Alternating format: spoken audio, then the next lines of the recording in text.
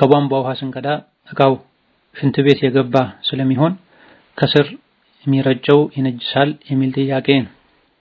ሽንት ቤቱ ወለሉ መሬቱ ነጃሳ መሆኑ ከተረጋገጠ ከእቃው ስር በትክክል የሚንጠባጠብ ነገር ካለ ከታየ የተረጨው ነገር ይነጅሳል። በመሰረቱ ሁሉም ነገር ጠሃራ ነው ቢባልም አንዳንድ ከዚህ ተለይተው የሚወጡ ነገሮች ይኖራሉ። ሽንት ቤቱ ወለሉ እንደተነጀሰ ከተረጋገጠ እዛ ላይ ተቀምጦ የወጣ እቃ ከስር እርጥበት ካለው የሚንጠባጠብ ነገር ካለ የተንጠባጠበው ነገር ሰው ላይ ከተረጨ ነጃሳ ይሆናል። የሽንት ቤቱ ወለል ነጃሳ ሳይሆን ቤተሰብ በጥንቃቄ የሚጠቀመው ሽንት ቤት ከሆነ ወለሉ ነጃሳ አለመሆኑ በእርግጠኝነት የሚታወቅ ከሆነ ከማንቆርቆሪያው ከእቃው የሚንጠባጠበው ነገር የውሃን ጥብጣቤ ከሆነ ይሄኔ አይነጅስም ማለት ይቻላል። ሽንት ቤቱ ወለሉ ነጃሳ ሆኖ እዛ ላይ ተቀምጦ የተነሳ እቃ የሚያንጠባጥበው ነጃሳ ነው ብሎ መጠንቀቁ ማጠቡ ተገቢ ነው።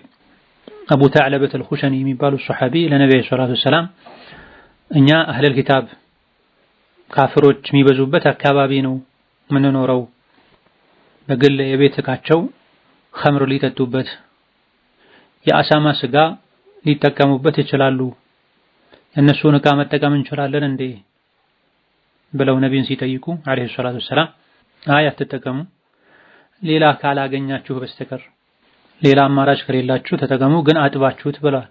በመሰረቱ እቃዎች ጠሃራ ናቸው ንጹህ ናቸው ከመባሉ ጋር አጥባችሁ እንጂ አትጠቀሙ ማለታቸው በኸምርና በአሳማ ስጋ መነጃጀሱ የማይቀር ሊሆን ስለሚችል ነው።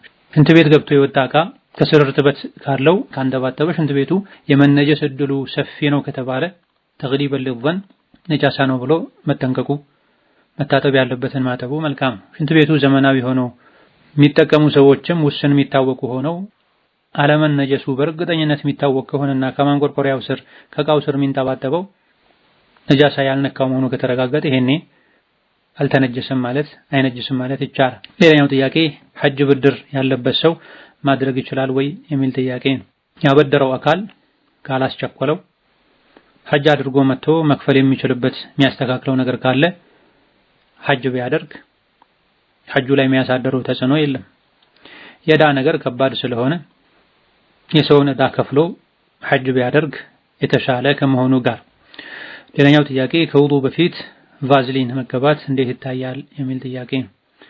ሆን ብሎ ከውዱ በፊት መቀባቱ አግባብ አይደለም።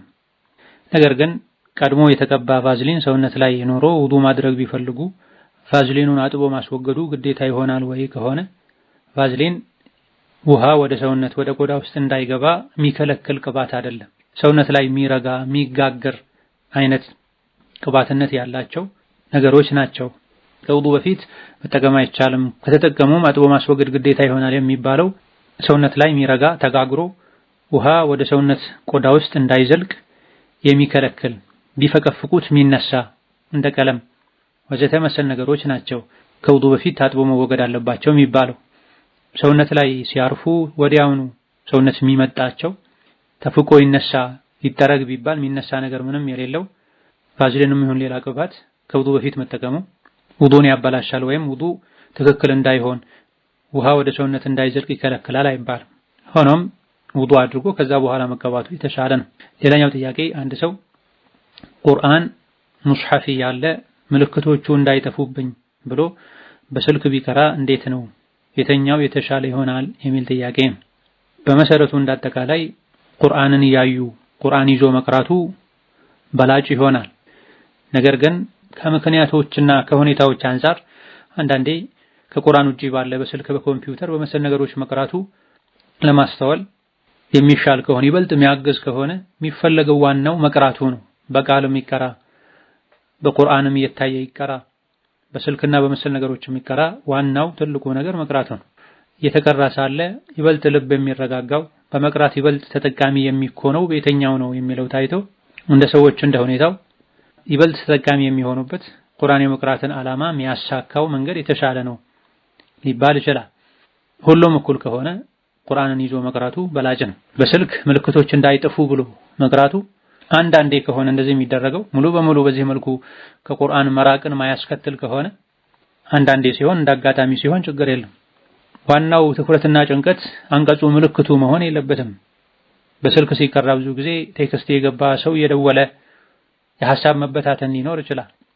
መቅራት ሲፈልጉ ስልክ ላይ ቀድሞ የቆሙበትን ምልክት በማየት ተመሳሳዩን ገጽ ያን ምልክት ቁርአኑ ላይ ገልጦ በማንበብ መቅራት ሲጨርሱ ደግሞ ስልኩ ላይ በቁርአኑ የቀሩትን ያክል በቁርአን የተቀራውን አንቀጽ ሱራ መዝግቦ በመያዝ ምልክቱን ወደዛ በማሸጋገር ሁለቱንም ማስኬድ ይቻላል። በቀላሉ የትም ሆኖ ቶሎ በክፍት ሰዓት ከመቅራት አንፃር በስልክ መጠቀሙ በላጭ ሊሆን ይችላል። ስልክ ሐሳቡን ለማይሰርቀው ስልክ ለማያዘናጋው ሰው ሁሌ በስልክ መቅራቱ ቁርአኑን መራቁን ቁርአን ተይዞ ሲቀራ የሚኖረውን ስሜት ድባቡን ማጣትን ስለሚያስከትል ደግሞ በመሰረቱ በቁርአን መቅራት አንዳንዴ ቁርአን መጠቀም ብዙ ማይመችባቸው ሁኔታዎች ላይ ብዙ ማይመችበት ሁኔታ ላይ ደግሞ በስልክ መቅራቱ የተሻለ ይሆናል። ከሁሉም መጠቀም ነው ዋናው መቅራቱ፣ ልብን መገሰጹ፣ አጅር ማብዛቱ። ሌላኛው ጥያቄ አንድ ኢስላም ሴት ልጅ ከካፍር ሴት ልጅ ጋር አንድ ላይ መቀመጥ ትችላለች የሚል ጥያቄ ነው። ጥያቄው ብዙ ግልጽ አይደለም። ኢስላም ልጅ ሳይሆን ደግሞ የሚባለው ሙስሊም ልጅ ነው የሚባለው። ኢስላም ዲኑ ነው፣ እምነቱ ነው። እምነቱን ዲኑን የሚከተል ሰው ደግሞ ሙስሊም ነው የሚባለው። ስለዚህ አንድ ሙስሊም ሴት ነው አንድ ሙስሊም ሰው ነው መባል ያለበት እንጂ አንድ ኢስላም ሰው ይሄ ለዲን አዲስ የሆነ ሰው የቃላቱን ልዩነት የማያውቅ ሰው ጥያቄ ካልሆነ በስተቀር ትክክል አይደለም። ከካፍር ሴት ልጅ ጋር አንድ ላይ መቀመጥ ትችላለች ወይ የሚለውም መቀመጥ ምን ላይ ነው? ቤት ውስጥ ነው? መኪና ውስጥ ነው? ወንበር ላይ ነው? ብዙ ግልጽ አይደለም። ብቻ የተፈለገበት ሙስሊም የሆነ ሰው ሙስሊም ካልሆነ ሰው ጋር አብሮ በመኖሪያ ቤት ደረጃ አብሮ መኖር ይችላል ወይ ከሆነ በመሰረቱ የተገደደ ሰው ካልሆነ በስተቀር ይሄ አይገባም። ከካፍር ጋር አብሮ መኖር ካፍር የተለያዩ የሚያጠፋቸው ጥፋቶችን አይቶ ዝም ማለትን ወይም በየጊዜው መጣላትን ያስከትላል፣ ገፍላም ያመጣል። ለተለያዩ ወንጀሎች የሸይጣን ጉትጎታዎች ሊዳረግም ይችላልና አዲስ የሰለመ ሰው ሆኖ ሌላ አማራጭ ስለሌለው በጊዜያዊነት በእንግድነት ወደ ሌላ ሀገር ሄዶ ሙስሊም ቤተሰብ የሌለው ሰው ሆኖ በጊዜያዊነት ቢያርፍ ችግር የለውም እንጂ አማራጭ ያለ አብሮ መኖሩ አግባብ አይደል። ምንም አማራጭ የሌለው ሰው ከተገደደ በሩራ ደረጃ ከደረሰ አማራጭ እስኪያገኝ ድረስ በቂ ጥንቃቄ ከማድረግ ጋር ዲኑ የሚያዘውን ከማድረግ ጋር ዲኑ የሚከለክለውን ከመከልከል ጋር አብሮ ለመኖር ተብሎ በመመሳሰል ዲንን ካለማጣት ጋር ችግሩ እስኪቀረፍ ድረስ መኖር ይቻላል። ሌላኛው ጥያቄ በአፍላ እድሜ 14 እስከ 18 ዓመት ባለው የሚሰራ ወንጀል ትልቅ ከሆኑ በኋላ እንደሚሰራ ወንጀል ነው ተጠያቂነቱ የሚል ጥያቄ ነው። በመሰረቱ ማንኛውም ሰው ለአካለ መጠን ከደረሰ የሚሰራቸው ወንጀሎች ይጻፉበታል። ይህ እንዳለ ሆኖ ለወንጀል የሚገፋፋው ነገር ብዙ ሆኖ ወንጀል የሚሰራ ሰውና ለወንጀሉ የሚያነሳሳው ነገር ያን ያክል ሳይሆን ወንጀል የሚሰራ ሰው የቅጣት ደረጃው የወንጀሉ ክብደት እኩል አይደለም። ለዚህ ነው ነብዩ ሰለላሁ ዐለይሂ ወሰለም ከባድ ቅጣት ከሚቀጡ አላህ አብዝቶ ከሚቆጣቸው የሰው አይነቶች አንዱ ሽበት አብቅሎ አርጅቶ ዝሙት የሚሰራ ብላ። ወጣት ሆኖ ቢሰራ ችግር የለውም ለማለት ሳይሆን አርጅቶ ዝሙት የሚሰራ ሰው ያን ያክል ለዝሙት የሚገፋፋው ነገር አይኖርም። ስሜቱም ይበርዳል፣ ይቀንሳል። አግብቶም የሚያውቁ ሰው ነው የሚሆነው ብዙ ጊዜ በእድሜ ከፍ ያለ ሰው። ወጣት ሲሆን የወጣትነት ስሜቱም ይኖራል። አግብቶ ትዳር ማለት ምን ማለት እንደሆነ የተቃራኒ ጾታ ግንኙነት ምን ማለት እንደሆነ ስለማያውቀውም የማያውቀውን ነገር ለመሞከር ሊጓጓ ይችላል። ትክክል ነው ይቻላል ቅጣት የለውም ማለት አይደለም። የቅጣት ደረጃው ይበላለጣል። እንደዚሁ ደግሞ እድሜ ከፍ ባለ ቁጥር ብስለት እየጨመረ በመሄድ የወንጀልን ጉዳት የጊዜያዊ ደስታ የሚያስከትለውን መዘዝ ማገናዘብ ስለሚችሉ እድሜ ከፍ ባለ ቁጥር አእምሮ በበሰለ ቁጥር የሚሰሩት ወንጀል መዘዙ አላህ ዘንድ ተባረከ ወተዓላ በዚህ መጠየቁ እየጨመረ ይሄዳል። በወጣትነት አፍላ እድሜ ላይ ብዙ የሚያሳስቱ ነገሮች ስለሚኖሩ ወጣትነት እድሜው ላይም ጠንከር ያለ አላህን የፈራ ሰው የቂያም ቀን ሽልማቱ ከፍ እንደሚል ልዩ ሽልማት ከሚሸለሙ ከአርሽ ጥላ ስር እንደሚሆኑ አላህ ከሚደነቅባቸው ሰዎች አንዱ እንደሚሆን ሻቡን ለይሰት ለሁ ሷብዋ ወጣት ሆኖ ነገር ግን የወጣትነት ስሜት ማያሳስተው እንደ ወጣት ማይሆን ልጅ ሆኖ እንደ አዋቂ ስሜቱን ተቆጣጥሮ የሚኖር ሰው በሱ አላህ ይደሰታል፣ በሱ አላህ ይደነቃል ተብሏል። ከአርሽ ጥላ ስር ያድርገዋል ተብሏል። ይሄ ሁሉ የሆነው ለምንድነው? ወጣትነት ላይ ወደ ወንጀል አላህን ወደ ማስቆጣት ወደ መንዘላዘል የሚስብ ኃይል አለ። ያን ተቋቁሞ አላህ በሚወደው መንገድ ላይ መኖር አጅሩ ከፍ ይላል። ወንጀል ላይ ቢወድቅ ደግሞ አይቀጣም ማለት ሳይሆን በስሎ ይሄን አፍላ እድሜ አልፎ ወንጀል እንደሚሰራ ሰው ላይሆን ይችላል ክብደቱ። ዞሮ ዞሮ ወንጀል ነው፣ አላህ ዘንድ ተባረከ ወተዓላ ያስጠይቃል። ይበልጥ የሚያስጠይቀው ከፍ ካሉ በኋላ ነው። አወለም ኑዐሚርኩም መን የተዘከሩ ፊህ መን ተዘከር ወጃአኩም ነዲር የሚል የቁርአን አንቀጽ አለ። የጀሃነም ሰዎች ጀሃነም ላይ ሲቃጠሉ ሲሰቃዩ መልሱኝ አንዴ እድል ስጡኝ ሲሉ ዱንያ ላይ ማስተዋል ማገናዘብ የሚችል ሰው የሚያስተውልበትን የሚያገናዝብበትን ለአኺራው የሚጨነቅበትን ያክል እድሜ አላኖርኳችሁም እንዴ? ይህን እድል አግኝታችሁም ነው ማገናዘብ ማስተዋል የሚቻልበት እድሜ ላይ ደርሳችሁም ነው ታጠፉ የነበረውና በመልሳችሁም ዋጋ አይኖረውም ይባላሉ ተብሏል። ማ የተዘከሩ ፊህ መን ተዘከር ማገናዘብ ማስተዋል የሚችል ሰው የሚያገናዝብበትን ያክል እድሜ አኖሬያችኋለሁ የሚለው በ18 ዓመት ተፈስሯል፣ በ20 ዓመት ተፈስሯል፣ በ40 ዓመት ተፈስሯል፣ በጠቅላላ በብሉግ ተፈስሯል። ለአካለ መጠን ከደረሰ አንድ ሰው ማገናዘብ የሚችልበትን ያክል እድሜ ይኖረዋል። ከማገናዘብ አንዱ የማገናዘብ አይነት አንዱ ዋናው የወንጀልን ጉዳት ማወቅ ነው።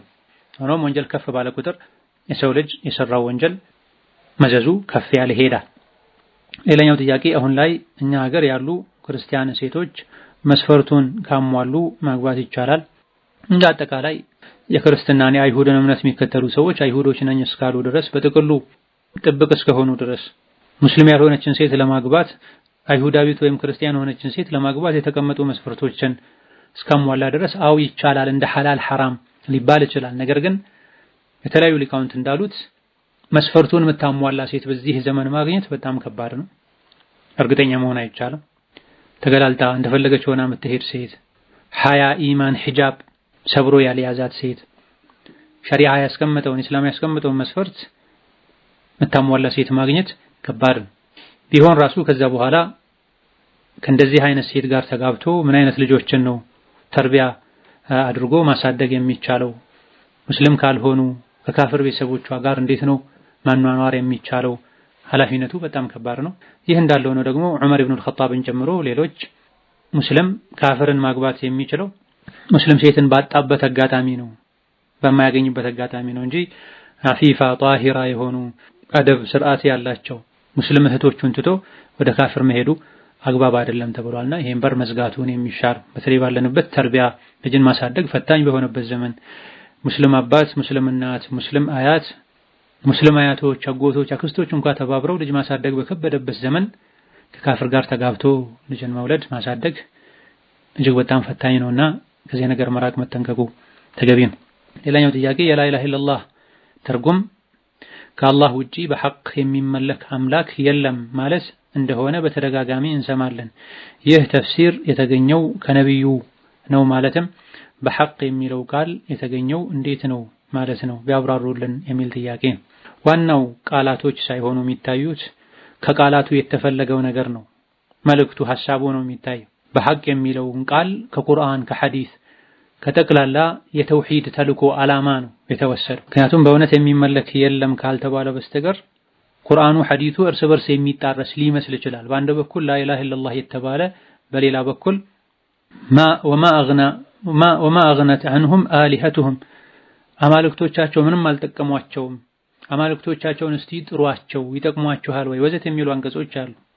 በአንድ በኩል ቁርአን ላይ ፈዕለም አነሁ ላ ኢላሀ ኢለላህ ከአላህ በስተቀር እውነተኛ አምላክ የለም የተባለ፣ በሌላ በኩል ደግሞ ቁርአን ላይ አማልክቶች የሚሉ አንቀጾች ከመኖራቸው ጋር ሁለቱን ለማስማማት ከአላህ በስተቀር አምላክ የለም ሲባል እውነተኛ አምላክ የለም፣ በሐቅ የሚመለክ በእውነት ሊመለክ የሚገባው የአምላክነትን መስፈርት ያሟላ አምላክ የለም የሚለው ቃል ከላ ኢላሀ ኢለላህ ከቃሉ የተፈለገውን ነገር በመረዳት ነው ይሄ የተባለው። ወከዛልክ ከነቢዩም ዓለይሂ ሰላቱ ወሰላም ጃአል ሐቁ ወዘሀቀል ባጢል ብለዋል። መካ ሲገቡ ከመካ ዙሪያ የነበሩ ከአላህ ውጭ የሚመለኩ ጣዖቶችን ድንጋዮችን ሲያፈርሱ ጃአል ሐቁ ወዘሀቀል ባጢል ሐቅ መጣ ባጢል ነፍሱ ወጣ ተገረሰሰ ጠፋ ብለዋል። ሌሎችም ይሄን የሚያሳዩ ማስረጃዎች አሉ። ቁርአንም በዚህ የተሞላ ነው። ኢላ መን ሸሂደ ቢልሐቂ ወሁም ያዕለሙን በሐቅ የመሰከረ ሰው እንጂ መመስከሩ የሐቅ ቃል ምን ማለት እንደሆነ ላ ኢላሀ ኢለላህ ማለት ምን ማለት እንደሆነ ከማወቁ ጋር ተብሏል። ይሄን ያክል የሚያነጋግር ጉዳይም አይደለም። በእውነት የሚለው የግድ ያስፈልጋል። በውሸት የሚመለኩ ብዙ አማልክት ስላሉ። ሌላኛው ጥያቄ አንድ እህታችን ነበረች ከሀገር ከወጣች ዓመት ሞልቷታል። እዛም በሰራችው ብር ደግሞ የሆነ ጥሩ እገዛበታለሁ ብላ ነበረ ያሰበችው። ነገር ግን ብሩ ስላልበቃት ብሩ ተቀማጭ ሆኗል። እናም ዓመት ከሞላው ዘካተል ማል ይወጅብበታል ተባለች። የብሩ መጠን በኢትዮጵያ ብር 200,000 ብር ነው። እዚህ ላይ ስንት ማውጣት ነው ያለባት የሚል ጥያቄ። ስለተቸገረች የሆነ ነገር እገዛበታለሁ ስላለች ዘካ አይቀርም። ባለቤት ያለው ንብረት ከሆነ ዓመት ከሞላው ብሩ ገንዘቡ የተቀመጠው ቤት ለመግዛትም ይሁን ጌጥ ለመግዛትም ይሁን ለማንም ይሁን ብቻ ዓመት ከሞላው ዘካ ማውጣት አለበት። ቀጣይ ዓመትም እንደገና ሁለተኛ ዓመት ከደረሰ የብሩ መጠን ዘካ ከሚወጅብበት የገንዘብ መጠን ካላነሰ አሁንም ዘካ ማውጣት አለበት። ስለዚህ እስላም ገንዘብ ዝም ተብሎ ተቀምጦ በዘካ ብቻ እንዲያልቅ አይፈልግም፣ እንዲንቀሳቀስ ይፈልጋል። ገንዘብን ማንቀሳቀስ ራስ መስራት ካልሆነ ለሚሰራበት ሰው መስጠት፣ ትርፍ ለጋራ ጥቅም ለጋራ ወዘተ ማሰራት የሸሪዓውን አደብ በጠበቀ መልኩ ብርን ማንቀሳቀስ ይገባል። طبعا እንዲህ ያሉ ከዘካ ሸሽቶ ዘካ መውጣት የለበትም ለማለት አይደለም። ገንዘብ ተንቀሳቅሶ በስቶ በዛው ልክ ዘካም ስለሚወጣን የ200,000 ብር የአንድ ዓመት ዘካው 5,000 ብር ነው። ከዛ በላይ ከሆነ ደግሞ በአመቱ ልክ ማባዛት ነው። ሌላኛው ጥያቄ እኔ በሙያዬ መሐንዲስ ነኝ። የከተማ ፕላን ስሰራ መረጃ ሳሰባስብ እያንዳንዱን ቤት ግቢ መግባትና መረጃ መጠየቅ ግድ ነው። እናም ቤተክርስቲያን ሳይታችን ላይ ካለ ቤተክርስቲያን ግቢ ውስጥ ገብቶ መረጃ መውሰድ ስለሚያስፈልግ እገባለሁ። ታዲያ ይህ በእስልምናችን እንዴት ይታያል? ለበቂ ምክንያት መግባቱ አይከለከልም። ገብቶ ሽርክ ላይ ኩፍር ላይ መሳተፉ ገብቶ ኩፍር ላይ ወንጀል ላይ ሽርክ ላይ ማገዙ ነው እንጂ የሚከለከለው ለእንደዚህ አይነት ለተፈቀዱ ዓላማዎች መግባቱ ችግር የለው። ምንም ምክንያት ሳይኖር ገብቶ እዛ መቀመጡ መዋሉ ይወገዛል፣ ይጠላል። አላህ የሚታመጽበት ቦታ ነው። ሽርክ ኩፍር የሚሰራበት ቦታ ነው። ወንጀልን የመጥላት ኩፍርን ሽርክን የመጥላት አንዱ መገለጫ ከእንደዚህ አይነት ቦታ የአላህ ቁጣ ከሚወርድበት ቦታ መራቅ ነው። ከሰሃቦች እንደተነገረው ካፊሮች ሙሽሪኮች ኩፍራቸውን ሽርካቸውን የሚሰሩበት ቦታ ላይ አትገኙ፣ የአላህ ቁጣ እርግማን ይወርዳልና ይወርድባቸዋልና ተብሏልና የዚህ የአላህ ቁጣ የአላህ ቅጣት እርግማን ሰለባ ላለመሆን አላህን ላለማስቆጣት ካልተገደዱ እንደዚህ አይነት ቦታ አለመጠጋት ነው። በቂ ምክንያት ካለ ጉዳዩን ፈጽሞ ዞር ማለት ይቻላል። በጥብቅ የሚወገዘው የሚከለከለው በዓል ሲኖር ገብቶ እዛ መታደም፣ የአምልኮ ስነ ስርዓቶች ሲኖሩ ከጓደኛ ከዘመድ ወዘተ ያሉ ገብቶ ተሳትፎ መውጣቱ እጅግ በጣም ይከለከላል። የኩፍር የሽርክ የወንጀል የማዕሲያ ቦታዎችን መገንባቱ መስራቱ ማሰራቱ ይሄ ይከለከላል። ሌላኛው ጥያቄ በአንድ ሌሊት ተራዊህና ተሐጁድ መስገድ እንዴት ይታያል? ሁለቱንም ሰምቼ ግራ ገብቶኝ ነው። ማለትም ይቻላልም ደግሞ ቢድዓ ነው ብሎኝ ግራ ገባኝ የሚል ጥያቄ። በዚህ ዙሪያ የተለያዩ ትምህርቶች ተሰጥተዋል። ተራዊህና ተሐጁድ ተሐጁድና ተራዊህ ወዘተ ተብሎ ዛዱል መዓድ ዋናው ቻናል ላይ ሰርች በማድረግ በመፈለግ ሌሎችም አማራጮች ላይ ሙሉ ሙሐደራዎችን ተከታታይ ትምህርቶችን ማግኘት ይቻላል። ለዚህ ጥያቄ ለብዥታዎች ሁሉ መልስ የተሰጠበት ትምህርት አለ። ራጂሑ ፍሬ ሐሳቡ ሶላት በመሰረቱ ተፈቅዷል። ነብዩ ሰለላሁ ዐለይሂ ወሰለም የተወሰነ ቀናት ተራዊህ ሰግደዋል። ረመዳን ምሽቶች ላይ ሰግደዋል። በዛው መቀጠል ፈልገው ዋጅብ እንዳይሆንባቸው ብለው ሰግተው ትተውታል። ከዛ በኋላ ሱሐቦች ሰግደዋል። ረመዳን ላይ ከኢሻ ጀምሮ እስከ ፈጅር የተራዊህ የቂያም ሰዓት ነው። የፈለገ ሰው ሌሊቱን ሙሉ አቅም ካለው ሲሰግድ ቢያድር፣ የፈለገ ሰው ተኝቶ መሃል ላይ ከኋላ ተነስቶ ቢሰግድ፣ የፈለገ ሰው ከፊት ሰግዶ ከኋላ ተነስቶ ቢሰግድ፣ የፈለገ ሰው የተወሰነ ሰግዶ ተኝቶ አርፎ ተመልሶ ሄዶ ቢሰግድ ምንም የሚከለክል ግልጽ ማስረጃ የለም። የሌሊቱ መጀመሪያ ላይ በጀማ መስገድ ተፈቅዶ መሃሉ ላይ መጨረሻ ላይ የሚከለከልበትም ምክንያት የለም። ሶላቱ ራሱን ሱሐቦች የሰገዱ አምሽተዋል። ስሑር ሁሉ ያመልጠኛል ብለው እስኪሰጉ ድረስ በረጅሙ ሰግደዋል። ሶላቱ እንዳለቀ ቤት ደርሰው ሰራተኞቻቸውን ቶሎ በሉ ስሑር ብለዋል እንዳያልፋቸው ረጅም ሰግደዋል። ነብዩ አለይሂ ሰላቱ ሰላም የተወሰነ ሰግደው ተኝተው ተነስተው እንደገና ሰግደዋል። እሳቸው ቤታቸው ሲሰግዱ አብሯቸው የሰገዱ ሱሐቦችም አሉ ከረመዳን ውጪ ቢሆንም። ረመዳን ላይ 10 ለዋኺር ላይ ደግሞ የበለጠ ዒባዳ ማድረግ እንደሚወደድ ሌላ ጊዜ ማይለፉትን ሌላ ጊዜ ማይጠነክሩትን ማይበረቱትን ያክል ነብዩ ሰለላሁ ዐለይሂ ወሰለም 10 ለዋኺር ላይ ይበረቱ ነበር ተብሏል። ኸይር ላይ ይሽቀዳደሙ ነበር ተብሏል። የዚህ አካል አንዱ ተራዊህ ሰግዶ የተወሰነ አርፎ ተነስቶ ቤትም ይሁን መስጂድ ሄዶ መስገድ መሆን ይችላልና ቢድዓ ነው የሚከለክሉ ሰዎች በመሰረቱ የተቻለን በነብይ ዘመን የተደረገን እንዳጠቃላይ አድርጉት ኸይር ነው ተብሎ የተበረታታን ነገር ቢድዓ ነው ለማለት የሚያስችል በቂ ማስረጃ የለም። ጉዳዩን በሰፊው ለመረዳት ቀደም ሲል የተጠቀሰውን ሙሐደራ ማድመጥ ይቻላል። ሌላኛው ጥያቄ ከልጅነታችን ጀምረን የምንተዋወቅ ልጅ አለና ለትዳር ጠየቀኝ። አኽላቁን ጸባዩን ብዙ ነገሩን እወድለታለሁ፣ ግን እሱም ሆነ ቤተሰቦቹ መውሊድ ያከብራሉ። በጣም አስጨንቆኛል። ምን ላድርግ? መውሊድ ቢድዓ መሆኑ መውሊድ የሚያከብሩ ሰዎችም ጭምር ያውቃሉ። ነብዩ አለይሂ ሰላቱ ወሰላም፣ ሱሐቦች፣ ታቢዒዎች፣ አይመቱል አርባዓ ታቢዕ ታቢዒን ያላደረጉት ነው። ከጊዜ በኋላ ነብዩ ሱሐቦች ከሞቱ ከመቶዎች ዓመቶች በኋላ የመጣ ድርጊት ነው። ቢድዓ ነው። በመውሊድ ብቻ አያበቃም፣ ሌሎችም ቢድዓዎች ይኖራሉ። ተምሮ ሱናውን አውቆ ማስረጃ ቀርቦለት ጠይቆ ከቢድዓው ከወጣ ማግባት ካልሆነ ቢድዓው ላይ ያለ ተጋብቶ በቢድዓ መንገድ የሚጓዘን ቤተሰብ ማፍራቱ በየጊዜው ቢድዓን ያዩ አይቶ ዝም ማለትን አልያ ደግሞ ወደዛው መቀላቀልን ካልሆነ ደግሞ በቢድዓና በሱና ምክንያት መጣላትን ስለሚያስከትል ትዳር መረጋጋት አለበት። በባህሪው መውሊድ ከሚያከብር ሰው ጋር መኗኗር አይቻልም ማለት አይደለም። ትዳር ሲሆን ነገሩ ስለሚለይ እንደዚህ ነገር ውስጥ ከመግባት መታቀቡ የተሻለ ነው። ቢጋቡ ኒካሑ ባጢል ነው፣ መጋባት አይቻልም፣ ሐራም ነው፣ ወንጀል ነው አይባልም። ነገር ግን ትዳሩ ዘላቂ እንዲሆን በዲንም እንደጠነከሩ መቀጠል እንዲቻል ከእንደዚህ አይነት ጋብቻ መራቁ የተሻለ ነው። በተለይ ሴት ስትሆን በወንድ ተጽዕኖ ስር የመውደቅ እሱን የመከተል እድሏ ሰፊ ስለሚሆን የመውሊድ ጊዜ ሲደርስ ደግሺ፣ ለመውሊድ የሚያስፈልገውን ዝግጅት አድርጊ፣ አብረን ሄደን እናክብር ወዘተ የሚል ስለሚመጣ ወይም እሺ ብሎ ቢድዓን ወደ መስራት መግባትን አልያ ደግሞ እምቢ በማለት ከትዳር አጋር ጋር መጋጨትን ስለሚያስከትል ግጭት የሚያመጣን ነገር ሁሉ መራቅ መጠንቀቅ አስፈላጊ ነው። ሌላኛው ጥያቄ አራቅ የሚባለውን አራክ ነው የሚባለው በካፍ ነው። አራክ የሚባለውን ሲዋክ ስጠቀም ከምራቄ ጋር ሲቀላቀል የራሱን ጣዕም ይፈጥራል እና ብውጠው ጾም ያፈርስብኛል ወይ የሚል ጥያቄ ነው። ሲዋኩ አዲስ ሆኖ እርጥብ ሆኖ ጥርስ በሚፋቅበት ጊዜ አፍ ውስጥ የሚሰማው ጣዕም የሲዋኩ የራሱ ጣዕም ስለሆነ አዎ ጾም ያፈርሳል፣ መተፋት አለበት። የራሱ ጣዕም ከጠፋ በኋላ የራሱ ውሃ እርጥበቱ አልቆ የአፍ እርጥበት ብቻ የሚሰማበት ሁኔታ ላይ ከደረሰ ይሄኔ ቢዋጥ ችግር አይኖረው። ሌላኛው ጥያቄ ጺምን በተለያየ የማብቂያ መሳሪያና ትሪትመንት በመቀባት ማብቀል ይቻላል ወይ?